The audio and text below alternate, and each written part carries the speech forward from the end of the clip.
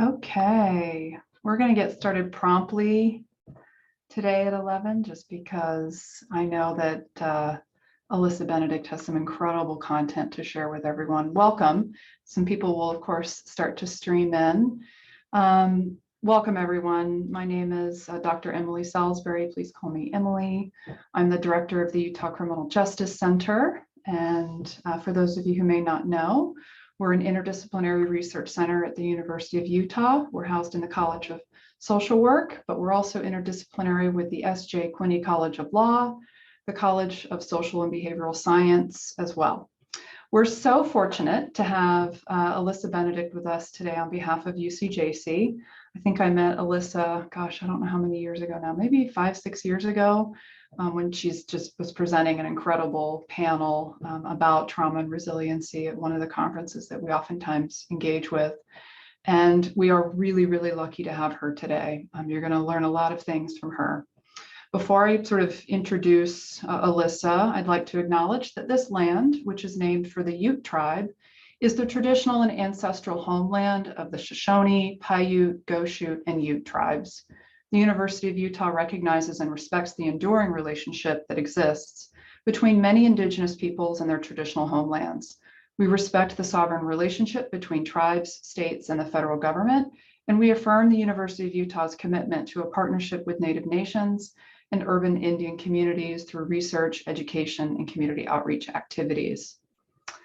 So Alyssa has over 20 years of experience in justice and behavioral health, specializing in the design and implementation of gender-responsive, culturally attuned, and trauma-informed policies and practices. She's the founder and executive director of CORE Associates and provides training and technical assistance to government, private, and nonprofit organizations.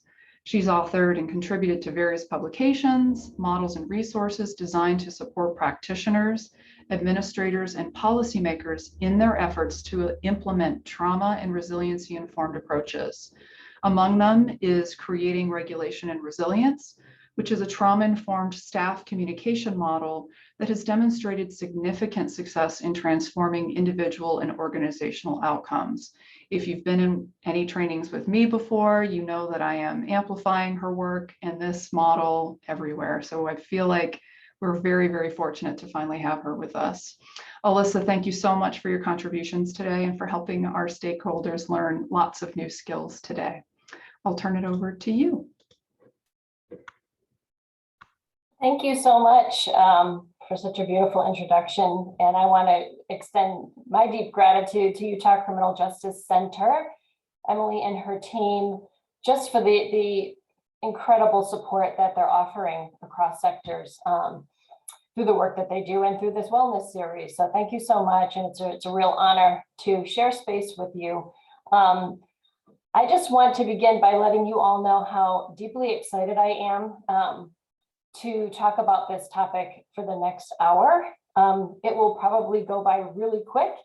And I've strategically packed the presentation with information so that you can be empowered to follow up with me or Emily and her team, your colleagues, other experts in the field on any of the issues and concepts we dig into today. And I will absolutely love to hear from all of you. If I mention a research study or a concept or a practice or an outcome, please do email me. I believe you have the email on the flyer. I'll present it also at the end of the presentation today. An hour is tough. And so what I'm committing to is providing as much information as I can in that hour, some overview, some deep dive, and that won't enable us to be engaging together, but by all means, feel free to use the chat. I will be glancing at it when I can, and you may want to offer questions or comments, and if there's time, I'll be able to speak to those. If not, I will save them and circle back with you. So thank you again so much. I wanted to start by really talking about the landscape that we're all in, and just to acknowledge the complexity of the work we're doing and the systems that we do that work in, and even the larger backdrop of what's happening in this country right now with just so many salient, very stressful issues that we're all confronting. And we show up every day to do the work, and what we're finding is criminal justice is in significant transition. There's reform. Folks are calling for transformation. We know that mass incarceration is real. Disproportionality is real. And so there's, in this kind of crisis of what justice needs to look like, there's been incredible innovation and movement. Many of these things that we're calling innovative and deeply promising and transformative, you are all at the forefront of, which is really exciting. And I'd love to follow up and learn more about what you're all doing. But this is our reality. And what we're finding is also trauma is really at the forefront in very significant ways in criminal justice. In many ways, it was slower to come to the criminal justice sector for lots of reasons we can't get into today, but nonetheless, it's here. And there's been, in the last several years, just thankfully increasing attention to trauma as a concept, as a reality, what its impacts are. We're realizing much more about the clients we serve, their pathways into systems, through systems, back into community, and how trauma kind of marks multiple points and experiences along those pathways. And we're just getting more knowledgeable, right, about what is trauma and who's impacted and where is there disproportionality in exposure to certain experiences. What are the adverse experiences that occur in systems that we need to be confronting? So it's a really important time, and trauma is really, in my opinion, a key ingredient to reform and transformation efforts. As we're really reconceptualizing justice, these conversations and trauma-informed practices have to be at the forefront. And that's the real exciting opportunity I think that we're all looking at. I am not going to share a whole lot about statistics and some of the trauma basics. For those of you that are really interested in that, there are a number of presentations that I could refer you to, and articles and books that provide just wonderful information, even brief YouTube videos. I really wanted to use this time to acknowledge some of those basics, but really dig into what this means for our work and hopefully inspire you all to continue the work that you're doing, maybe lean into some new innovative practices that you're inspired to consider after this hour that we have together. So I did want to just, of course, talk though about the prevalence, and not only in the lives of the clients we serve, but in all of our lives. I think that's been one of the greatest gifts of the trauma research as of late. The ACE study that most of you, if not all of you, are familiar with, Adverse Childhood Experiences Study, which is the largest epidemiological study of its kind, focused on folks in the general population who aren't necessarily system involved, and just really realizing through that research that what happens early on in our lives has a tremendous impact, not only on us psychologically and socially, but physically. So some real eye-openers for that study around how the body is impacted later in life when we don't have opportunities to integrate trauma. And then when we transition into criminal justice and we are investigating these experiences in the lives of our clients, we're seeing staggering numbers. Some have called it an epidemic, where we're looking at among gender groups, just tremendous percentages of trauma histories of all kinds, multiple exposures to abuse and violence. 70 to 90% among women. In many studies, that's what we're seeing. We're seeing almost half of incarcerated men reporting histories of trauma. And when we look at some of the barriers to those who identify as male reporting, we're probably not seeing as much as we need to around trauma experiences. And then these links, again, to substance misuse, criminal activity, criminalization, which is a whole different phenomenon to really bring to the forefront of justice work. And then a lot of adult problems and challenges with mental and behavioral health.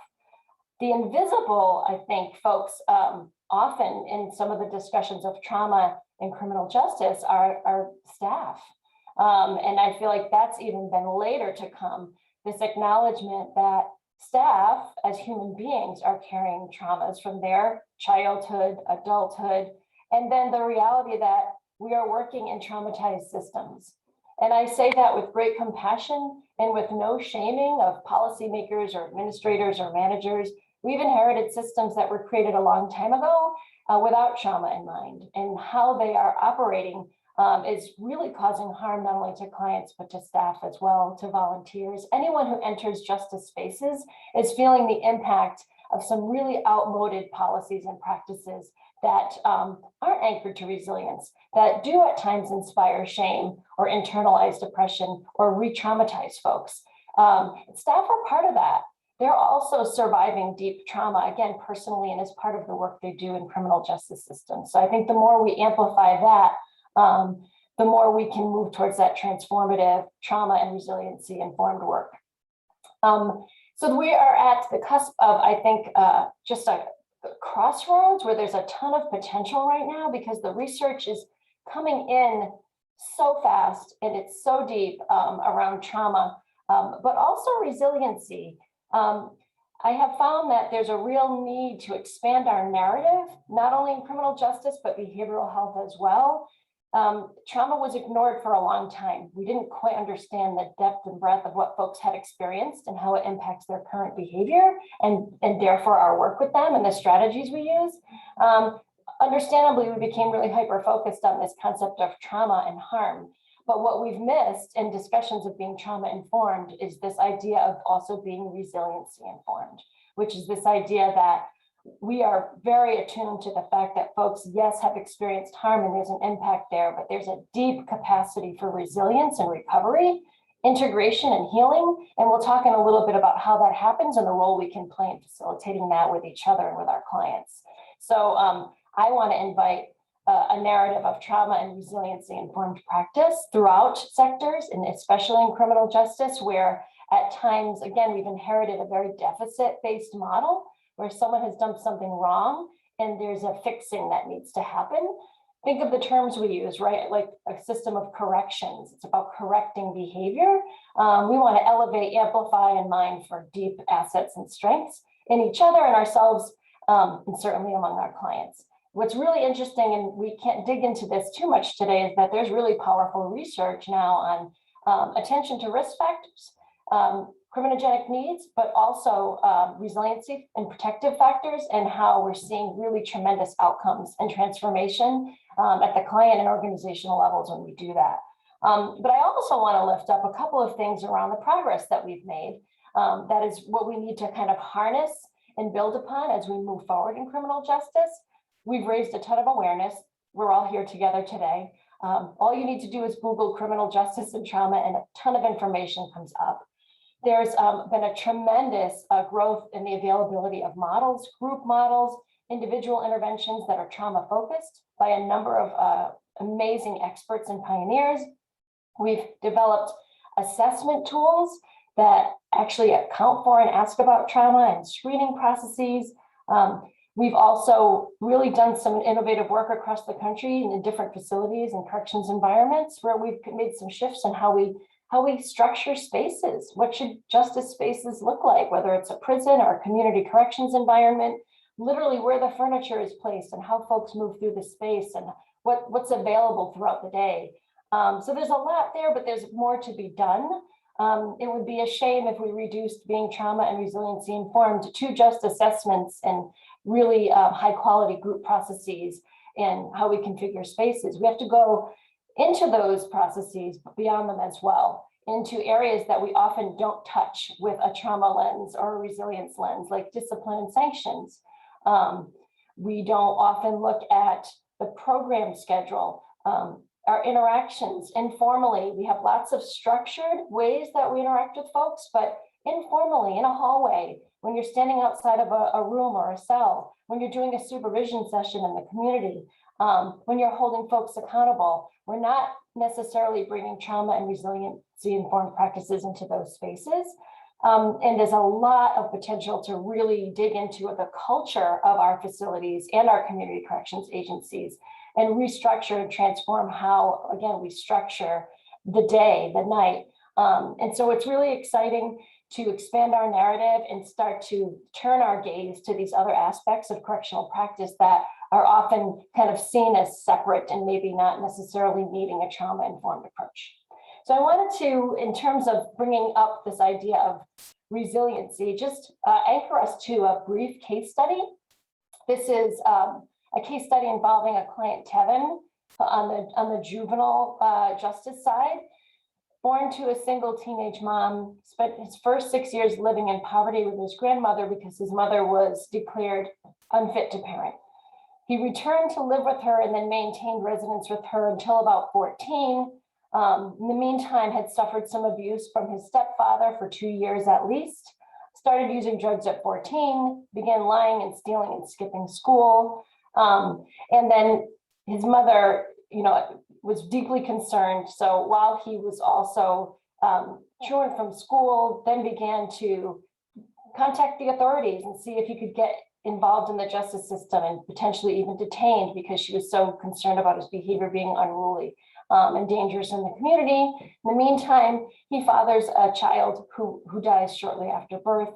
And then without any kind of opportunities for him in his community for intervention, he's then placed with his biological father in a brand new city that he's unfamiliar with. So that's, if we kind of just consider that's a lot, right? You can feel free to put any reactions to that case in the chat.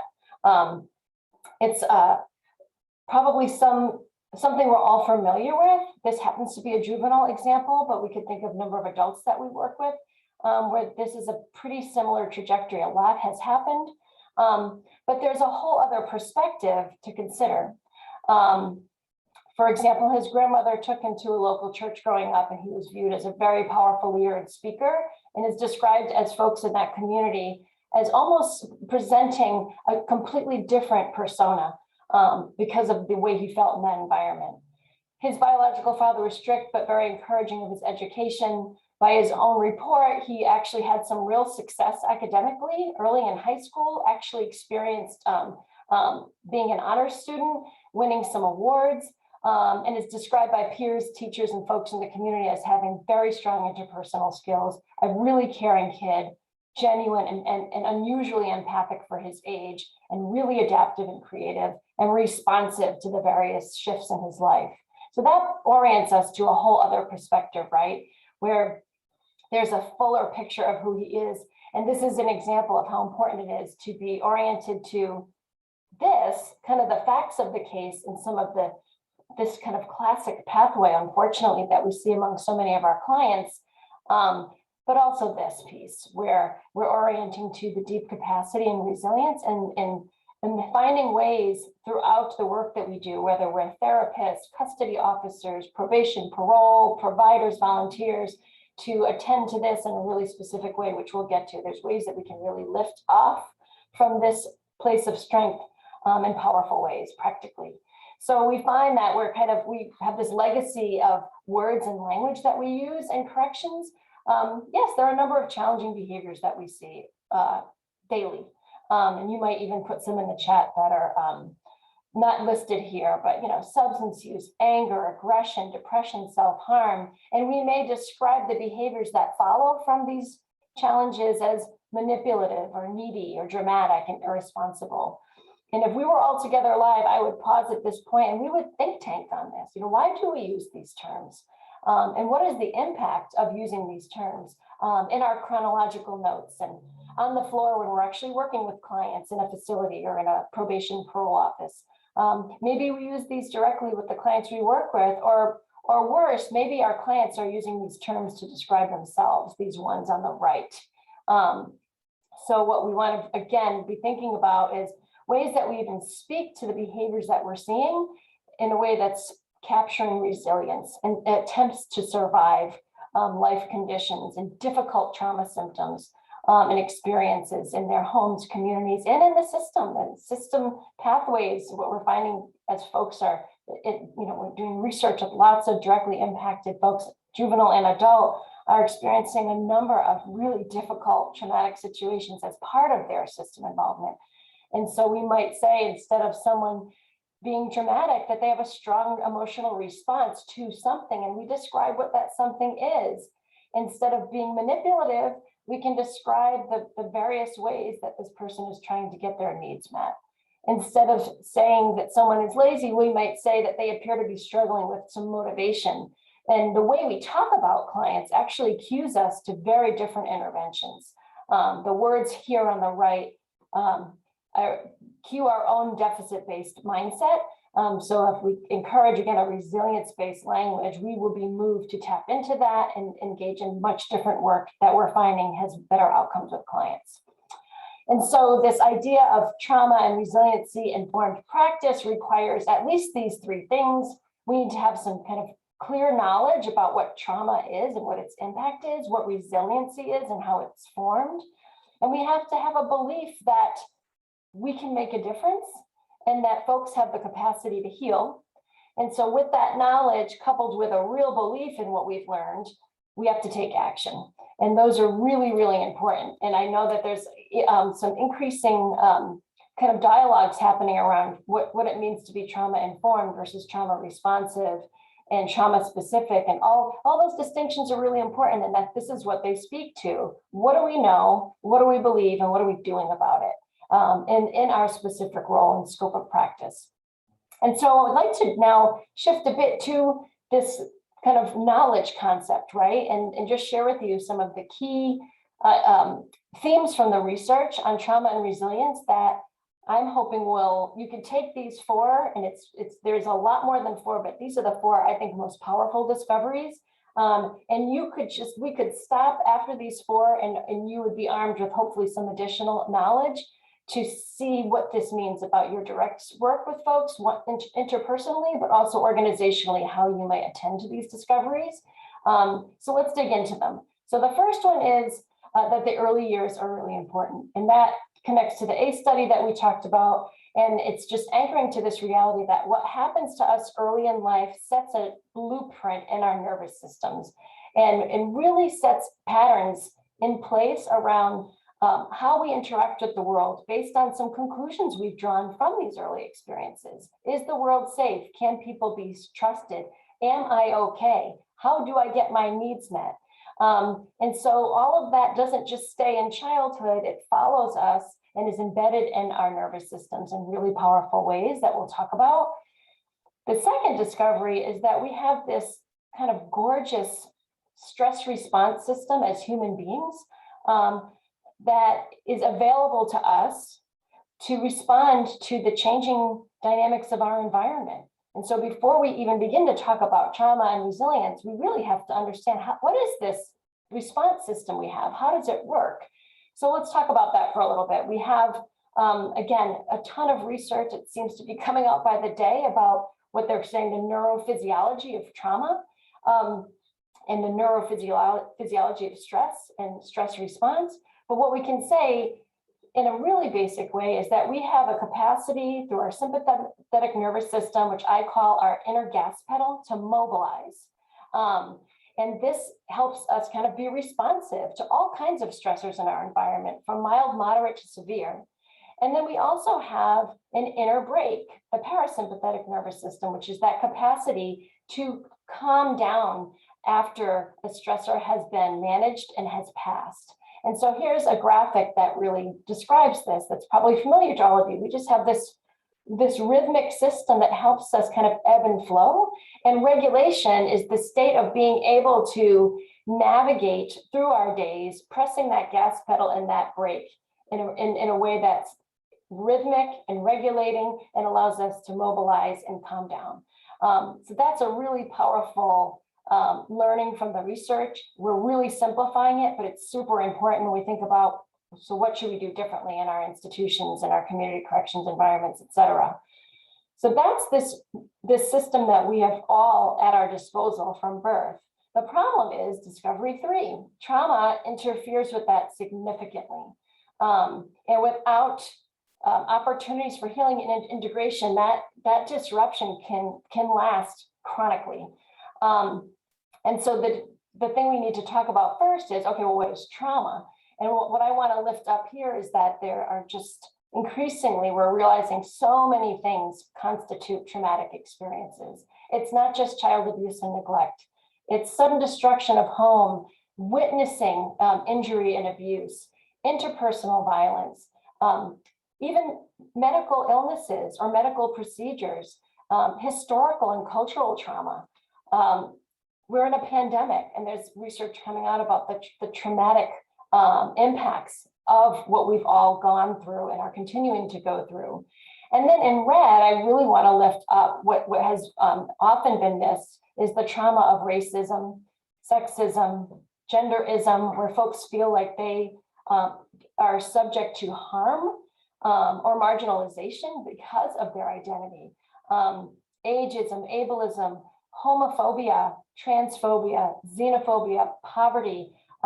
So many folks who are typically marginalized in our society experience deep trauma around that marginalization and disproportionate and unique harms that are really important to recognize in our direct work and in our organizational policies and practices.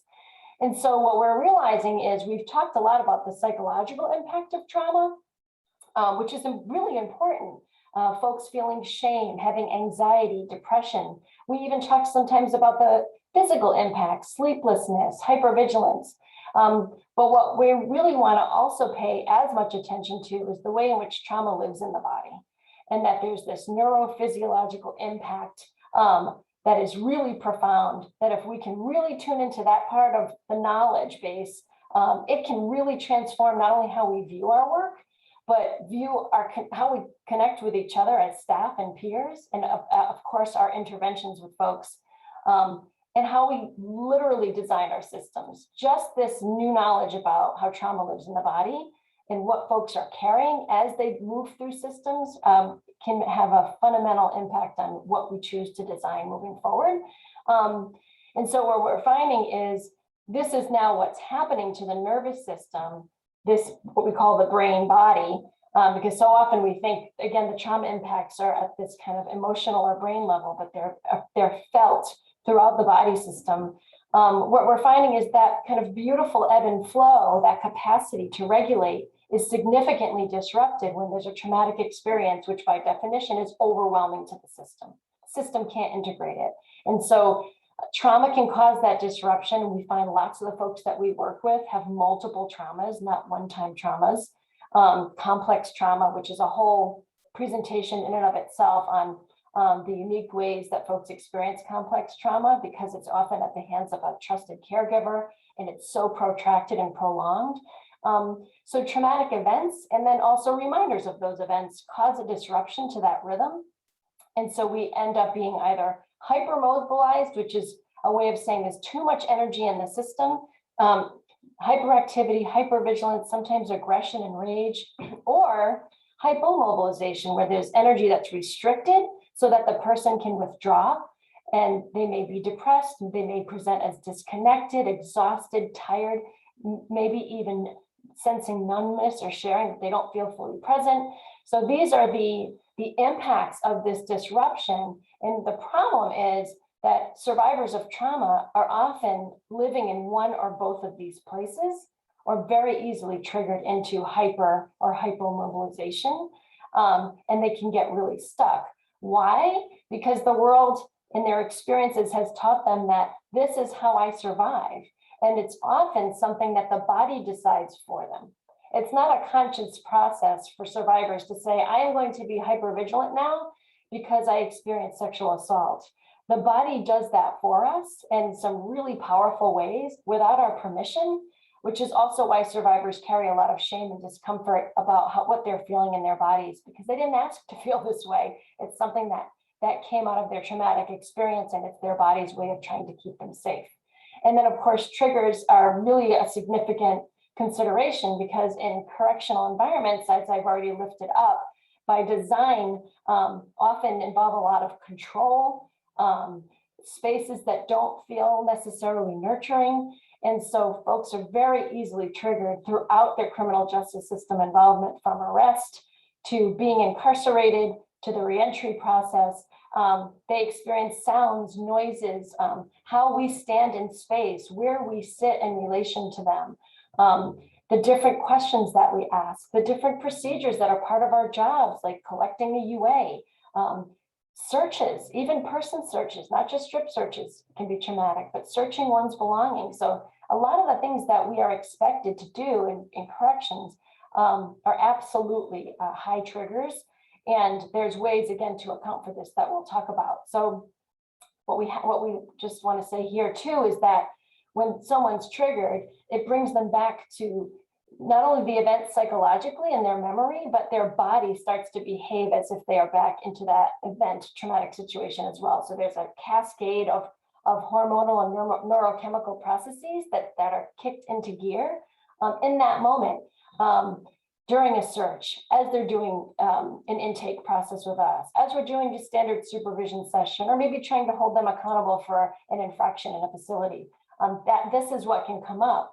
And what we're finding is staff are so empowered to know more deeply what's going on when they're seeing how folks respond to them in a facility or in the community, juvenile or adult. They're realizing, my goodness, now I understand what's going on here. There's something deeper to know and understand, and that's what I need to work with versus a traditional correctional punitive response, which so many of us have been trained to deploy in those moments.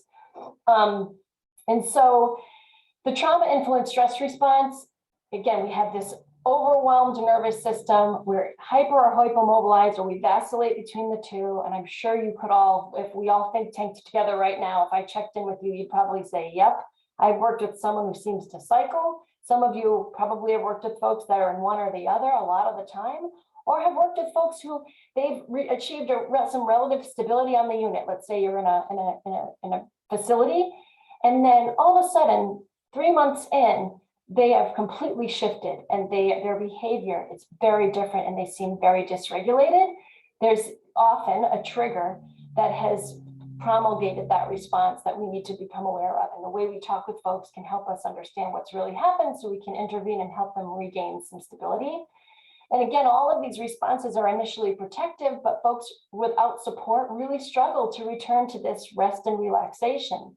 And what I want to amplify about that, the rest and relaxation is so important because that's where resilience lives and breathes.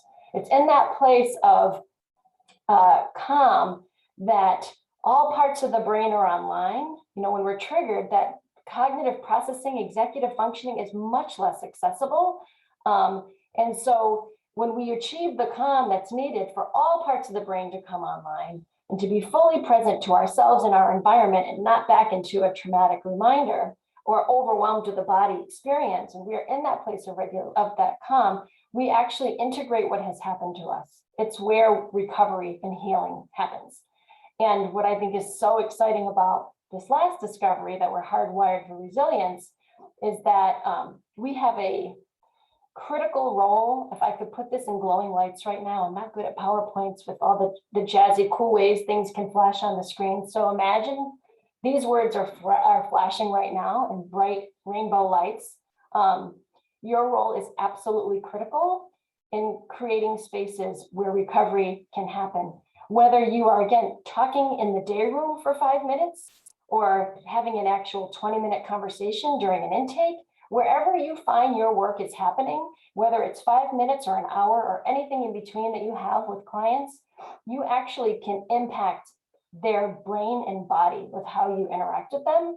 And from an organizational perspective, policies and practices that are trauma and resiliency informed can actually create a vibration in the environment that cues people to regulation and capacity versus self-protection, shame, and these survival behaviors that, again, they don't often have any consciousness that they've moved into survival mode. And so it's just, again, the potential and the possibility of trauma and resiliency informed practices is so incredibly large because of what we're finding in Discovery 4, which is that we're hardwired for resilience. And as I talk about this briefly, I really invite you to not only consider the clients you work with, but yourselves and your colleagues. Because again, I want to bring it back to, like, the work is tough.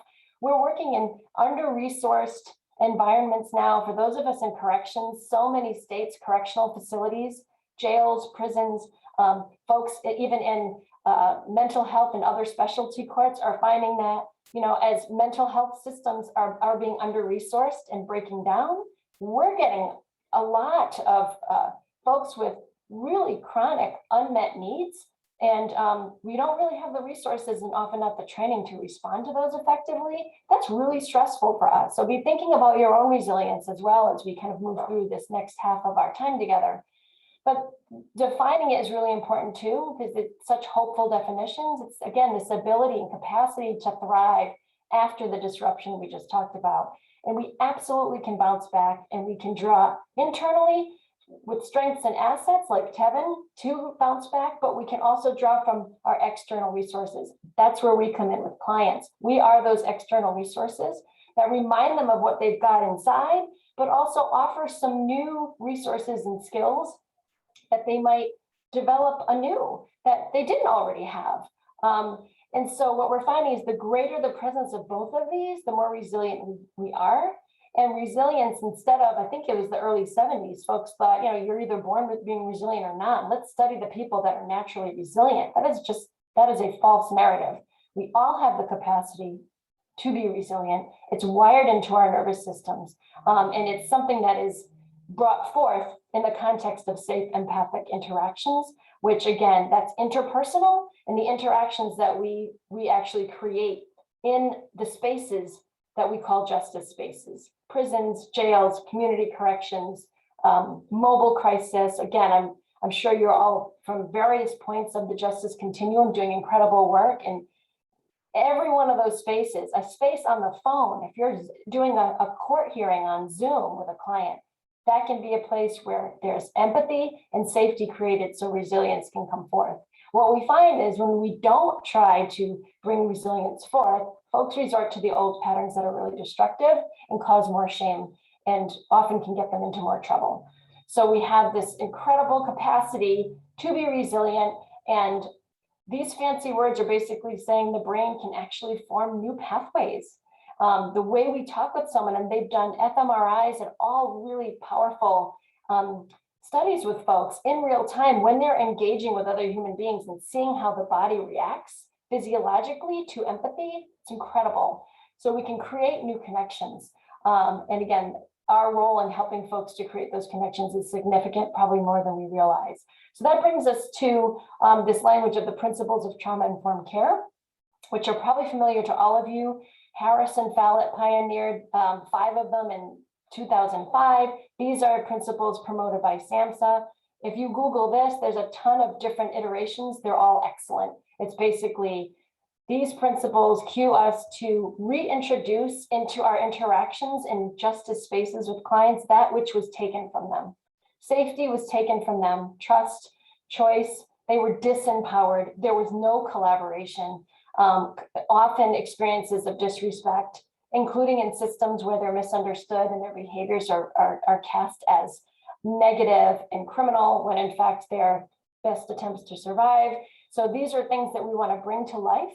And the reality is it's really hard to do that because of the systems we've inherited. But this wellness series clearly is about empowering us to really think outside of the box. And not only for clients, but again, for us, for volunteers, for families, for stakeholders, whoever is part of the justice space, whoever moves through our environments, we all benefit from a trauma and resiliency informed approach. So now, those are the 4 discoveries that anchor us to an important knowledge base that's growing and growing, and hopefully stoke our belief because of this powerful research that, my goodness, folks are resilient and they're doing the best that we can. So now what do we do, right? What is the action that we take? So a couple of things to lift up here. The ecology of trauma is basically, as I've said, the social environment has a huge impact on folks' nervous systems. So we want to be doing things that allow our organizations to help folks to feel regulated, get all parts of the brain online, have that experience of calm in their body so they can lean into the various interventions that we are providing. The experience I have in working with multiple agencies around the country, there's a lot of incredible interventions available. Motivational interviewing, state-of-the-art assessment tools that are gender and trauma responsive, wonderful trauma-oriented groups, case management, structured skill practice, CBI, all these great things. We can't get the mileage out of them that we need. We can't get the most out of resourcing those with very limited budgets if we're not also being trauma informed. So a framework I'd like to invite you to consider is these kind of 3 principles. You can even go back with your teams and talk about how you can address these principles, meaning if trust, safety, collaboration, empowerment is so vital for survivors of trauma, and in cultivating resilience, we need to reintroduce those experiences in all our interactions. We have to actively bring those to life in our environment. So folks need to feel safe, respected, empowered. We need to have an environment that creates, in a preventive, proactive way, opportunities for them to experience those things. And then we also need to, we'll talk about 2 and 3 in a couple minutes, but once we establish some of those norms in the environment, we want to facilitate interpersonal reactions between staff and clients, between clients. How are folks interacting in that space in a way that also reflects those principles of safety, collaboration, choice, etc.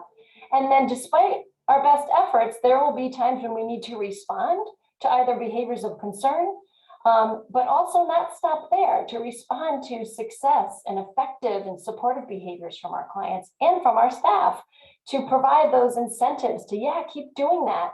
Often we, again, are geared towards responding to problems and not amplifying and celebrating and reinforcing folks when they're experiencing some success in their behavior. And so what we want to think about with this kind of principle 1, which is actively create an environment that meets needs, take these principles of trauma-informed care from SAMHSA and Harris and Ballot, and just literally think of all of your contact points: intake, screening, assessment, treatment, medical and mental health, discipline, and think about how can I bring these to life in these operational practices, and have conversations about each one. And you'll find that there's some really amazing wisdom among all of you as a team about how to do this once you give yourself permission to have the conversation. And you can take kind of some of the classic routine practices. This example is a really important exercise I encourage folks to do. What are the routine things that you have to do that could be traumatic triggers or reminders for the clients that you work with? And you have to do them. Let's say it's not that you can say, no, we won't do it. No, we have to collect UAs. We do have to sometimes implement a disciplinary response, but how can we do them in a way that lifts up those principles of, again, safety, collaboration, choice, empowerment? So to go through that exercise together, and then our final 20 minutes or so together, I really wanted to dig into a real concrete practice that helps us really address kind of this idea of making sure our organizations have interactions happening interpersonally that meet folks' needs for safety and trust and collaboration. And then again, this intentional response when there are concerns that we have or that clients have. So that Emily mentioned in her kind of intro that my colleagues and I developed a communication model called CR2 that I'll give just a brief overview of. And it's anchored in everything we've talked about, and it actually brings those principles to life in the structure of the model.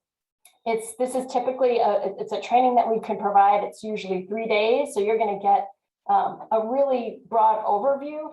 But I assure you, you will walk away even from this brief overview with something you can implement or do more of right away, or be validated in what you're already doing. So what this model is, it's a model for us as staff practitioners to implement throughout the various activities we're engaging in throughout our workday. Assessments, we can do supervision sessions. We may be actually having a clinical session where we're doing therapy. It's grounded in evidence-based practices, and it integrates a lot of the micro skills present in other models, but it adds this specific way of talking with folks that's bringing forth the research on trauma and resilience. It's a specific way of engaging someone to help them get ready for the other things that we do, like motivational interviewing and case management. If we know that folks are experiencing at times significant acute symptoms and triggers, it's almost harmful to encourage them or expect them to engage in tasks that require a high level of cognition and presence and anticipating consequences. If someone is feeling unglued, we need a way to communicate that can help them come into regulation, and CR2 can do that. Couple of other things here is just where we might use it. Again, case management, motivating compliance with court orders. It can unify the way, we're all doing different work in the justice space within a facility, within an agency. It creates kind of this unified way of speaking. And again, the agencies we're working with that are doing this deeply are also using this type of communication with each other, which is really creating a powerful trauma and resiliency informed culture for everyone in that space. that the clients are saying they feel too. And so it's anchored in some of these core beliefs. One of them is that, again, regardless of the complexity of need, we can tap into strengths, and that how we communicate is absolutely essential. The neuroscience almost commands a different way of communicating. And the resilience and the neuroscience and all of the stuff that we've learned, we have a kind of an ethical obligation to apply it. And then, of course, we as professionals can only be our best if we are regulated and we feel supported too, which we'll talk a little bit about. So I want to, in emphasizing this core belief of strength and resilience, just offer another perspective from someone who is directly impacted. This is my colleague, Vera. She says, it took me almost a lifetime of pain, addiction, homelessness, multiple arrests, incarcerations, and even selling my body on the streets to realize I was using drugs to punish myself and numb the shame that resulted from my abuse. That experience violated everything I thought was supposed to be safe and good, and I felt ashamed. It was as if it was my fault. At one of my lowest points, after dozens of arrests and cycling through court, jails, and prison, there was a bright light. My public defender told me how she believed in me. I was shocked at first that someone would actually say that because I felt so broken. But gradually, step by step, I became inspired to become the person that she saw. So that's an example of how one person, one intervention provided just an incredible shift for Vera. So the CR2 model at the highest level, and I know at first glance, because when I think of Vera and I talk with Vera and at all of the multiple touch points she had that were opportunities for this kind of communication. And when I talk with her about how folks communicated with her, it's such a powerful story of what not to do. And so now what CR2 provides is kind of a new framework of how we might enter into interactions with clients, again, regardless of the amount of time we have, 5 minutes or more. So it breaks every communication down into 2 phases. So that's all you leave with is the idea that in the first part of any communication, our goal should be to help that person to cultivate a sense of regulation. And we do that, the acronym is here, by using and lifting up specifically skills like, eliciting information through open-ended questions, to invite with humility and compassion what's going on, to acknowledge what we hear that person saying, because when we do that, that speaks directly to that part of the brain that's in survival mode and says you are understood, you're cared for, and helps that person come into regulation. And then we review what we've heard. So phase 1, if you are working with someone who does not want to go to a required group, we might kind of first consider, okay, instead of letting them know they have to do it or else, we could just ask some open-ended questions. And what we find is we get some information that's really important for phase 2, which we'll talk about what's really going on. The hold on part of phase 1 is a very silent process we do with ourselves in our own mind about what could be going on here. What do I know about trauma and resilience and what this person might have gone through to make them refuse to go to group? And what we're finding is folks are often feeling like the content is triggering, maybe being bullied in the group. In community corrections, they don't have transportation there and they feel like it's not worth their time to jump through all the hoops. So there's a lot of reasons. If we go right into problem solving, we may miss that underlying need. So asking open-ended questions, let's say this particular client is feeling like she's being marginalized and bullied in the group and people roll their eyes when she tries to share. So then we can acknowledge that must be really difficult for you, and I'm hearing that you're feeling really disrespected. Tell me more about that. And that invites them to do emotion labeling around their feelings. If they are able to get in touch with their feelings, they experience regulation, they're acknowledged by us, and then we kind of capture what we've heard. It's a very intentional strategy to review in this kind of early part of the conversation where we're exploring and acknowledging. Before we go into problem solving, we want to say, here's what I've heard. Is there anything you want to add? And that again is conveying respect, collaboration, empowerment, all those things that were taken through trauma, we are giving back in a 5-minute conversation that can create tremendous healing. The other thing we're doing before we go to phase 2 is asking permission. in saying something like this.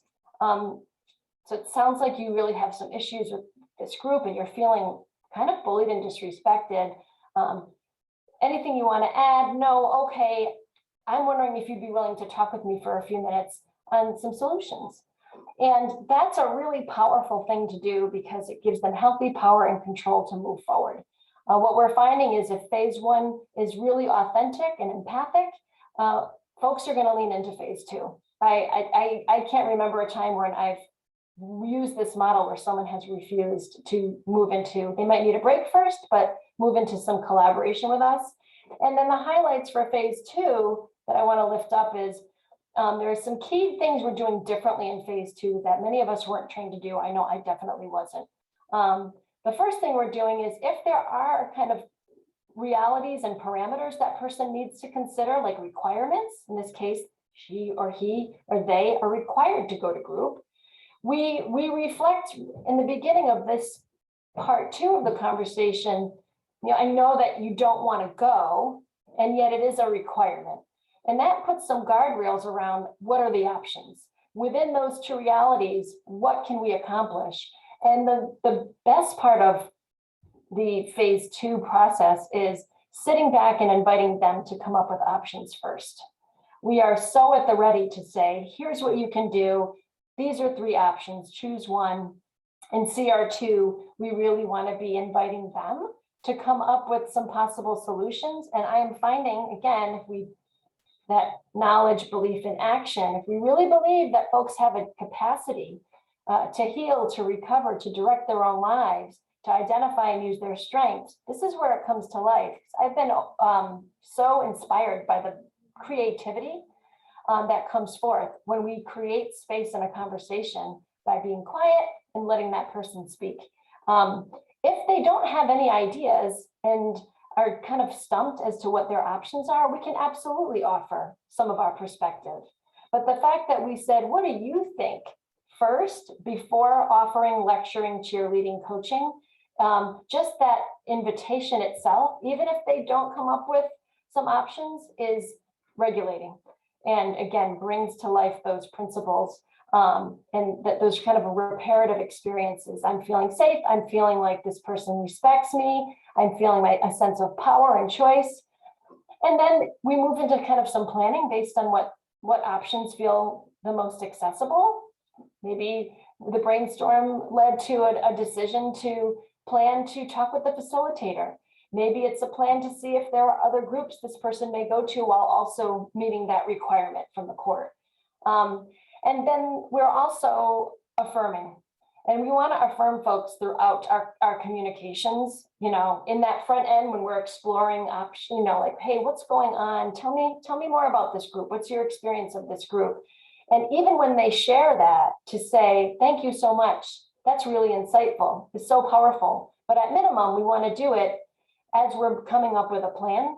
And we want to make sure that we're being really specific. Wow, your idea to send an email to the group facilitator is a really good one. And I'm really impressed you came up with that. I didn't think of that. And then again, we end, each phase is anchored with a review that is, it helps the disorganized survivor brain and body come into a place of cohesion. And so what we're doing at the end of that part of the communication is really saying, so wow, here's where we've been in this dialogue, and there's now a commitment to call the facilitator and have this conversation. I'm going to support you. Anything else you want to add? So it's a really powerful way of structuring communication. And where I say we need to be fiercely adherent to this type of a communication approach is to the order. There's lots of flexibility in different styles and tools that I'm sure you all have and use with great success. But to really notice, even after our time together today, and shoot me an email and tell me what you notice in yourself and your peers, how quickly we go into problem solving.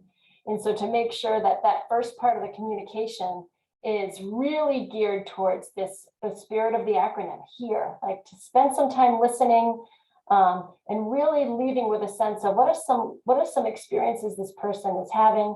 Have I acknowledged them? Have I invited a bit of a review in case I've gotten anything wrong? And then invited this kind of opportunity to think tank together and come together, and I'm going to walk alongside this person and support and empower them to come up with a plan. I find in corrections, and again, been to facilities and agencies around the country, we're often working a lot harder than the clients. We're doing a lot of the problem solving for them. And at some point, that person is re-entering a community, or even if it's a long-term sentence in a facility, they really need to step into that empowerment and be able to move through and overcome these challenges without our support. So they need to practice with us, and CR2 creates a structure for us to not only help them create regulation and build resilience, but also move into this powerful place of healing and empowerment, and using the skills that are going to be important for success. So if you have any questions in our final kind of minutes, I'm going to cover a couple more things. Feel free to put them in the chat. I wanted to lift up around our own, we've talked a bit about, the threats to our own wellness around, organizational stress, our personal stressors, our own traumas that we carry.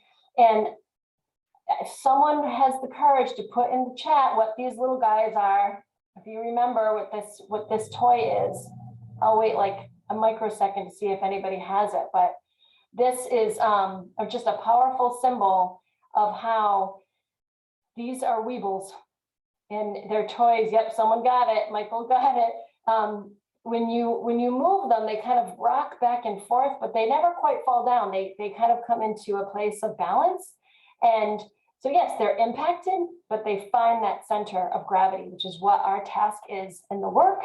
And so the other thing that we encourage as part of CR2, again, in phase 1, as we're asking these questions and trying to create a space where that person can come into regulation, because we're acknowledging and affirming, we want to be taking care of ourselves. Look at Mel says, Weebles wobble, but they don't fall down. Yes, that is it. So that is our image. We are not going to fall down. We're going to use the 3 R's. And the 3 R's are a very portable technique. We all have hopefully a personal self-care practice that in our homes and communities we can lean into. But when we're talking with a client in real time or a colleague, we can't get off and do yoga or go grab dinner or have that coffee. We're in real time. So the 3 R's are something that we really build into our CR2 training, where we do a lot of practice around actually doing the work and holding our regulation at the same time, which is why we're all rock stars, because that's super hard. In a lot of sectors, folks have jobs where they can excuse themselves and pull it together. We don't have that luxury. We're in real time needing to support folks. So this is a very portable technique where you can just take a moment to scan where you're at. And then just email me. I can provide more information on this if you're interested. 4 techniques at minimum around breath, orienting, grounding that we can do literally while we're sitting in a chair or standing talking with someone, that don't require that we leave, that we can do in the moment, that can kind of clear the path for a really thoughtful response. If we're dysregulated, we can't bring forth our skills for the same reasons the clients that we work with can't. So when we come into our own regulation, we can bring forth, gosh, I'm going to be empathic and non-judgmental and use the skills that I have that I know will be useful here. So it's really powerful. The last thing I'll say to emphasize in our last, I'm looking 2 minutes. I think I mentioned it can be used in any time frame. It can really enhance safety and security practices. So all the things we're required to do in facilities and community corrections, we can do much more successfully when we use a CR2 approach to the communication we have with folks as we do it. And it again creates a foundation of safety for the sports folks on the call here. It sets a pick for other interventions listed here. So again, if some of you have probably been trained in MI, EPICS, you're doing CBI, various interventions, you're moving through disciplinary practices, CR2 can be underpinning all of that as a core way that you're communicating, so that person gets ready to move into change talk that's required of MI. I think in the absence of trauma and resiliency informed communication, we're actually using models like MI and some cognitive behavioral interventions in the moment that are out of order and can actually be really counterproductive. Again, those interventions require a level of cognition and presence that may not be in place yet. So CR2 can do that. And then also, it's not just a model that's a response to problems or concerns. We can, if someone says, I don't know what I'm going to do, I have my first visit with my kids since reunifying, and that process is just started. We can have a CR2 conversation, a phase 1. How are you feeling? Let me acknowledge where you're at. Let's make a plan about how that visit can go well. What do you think? What are some steps you can take? So it can be really powerful. And then the last thing I'll show is just some outcomes that we're seeing. I can provide this to folks if you email me, just really powerful on reductions in assaults and suicide attempts and technical violations, increases in engagement, folks showing up that haven't. And then for us, we're feeling like more satisfied and our morale goes up and more teamwork in our justice spaces. And music showed just some really powerful examples of some of the significant results after this type of communication around decreased use of force, decreased disciplinary reports. And so my final invitation is for you to tap into your own wisdom, resilience, and innovation after this time together, and find one thing that you felt inspired by or validated what you're already doing and run with it with your team, and reach out to me because I love to hear success stories and think tank about how to lift this all off in the justice space so we can really be transformative. So thank you so much. I'll turn it back to my wonderful hosts and honoring that it's 2:01 my time, but I know we're 1 minute past. So thank you so much, everyone. Alyssa, I know what it takes to deliver such an incredible presentation that keeps people engaged for a full hour, and it's like almost lunch here too. So again, thank you for just sharing the work that you've done, an incredible model that I know everybody on this Zoom call really very much appreciates. Again, want to remind folks that if you're interested in connecting with Alyssa, her email is in the chat. There are many different resources that Core Associates and the Women's Justice Institute provide. I want you to know her name. She's an important person in this space. She's critical. Please get to know her and her work even more. So thanks so much also for engaging with UCJC. If you've got questions about what we do around research, you can reach out to me, Jessica, or Mariah, and Christian's on this call too, our Associate Director. Thanks, everybody. Want to honor your time and let you go get lunch. Bye-bye.